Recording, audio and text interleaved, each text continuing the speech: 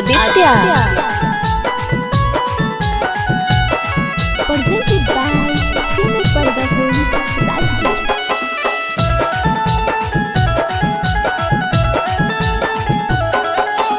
आई गेलै सावन के बहार ये जी जाए जी, आई गेलै सावन के बहार ये जी जा, त हमके देव घर घुमा दे बनी कुमार ये जी जा, त हमके देव घर घुमा दे बनी कुमार ये जी जा।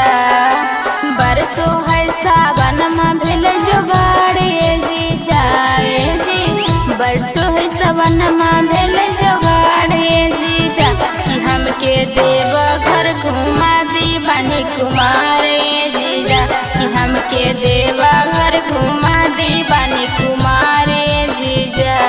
प्रेम से बोलो बाबा भूतनाथ की।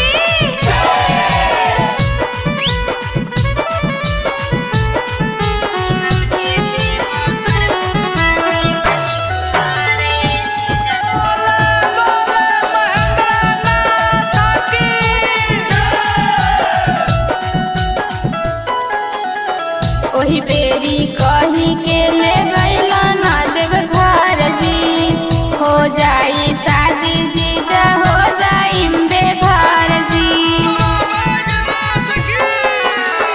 ओही घरी कही के ले गैला ना देव घर जी, हो जाई शादी जी जा, हो जाई बेघर जी।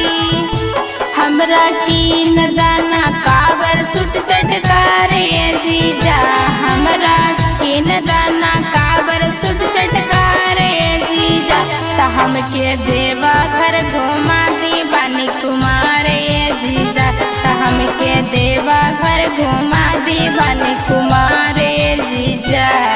प्रेम से बोलो बाबा भूतनाथ की।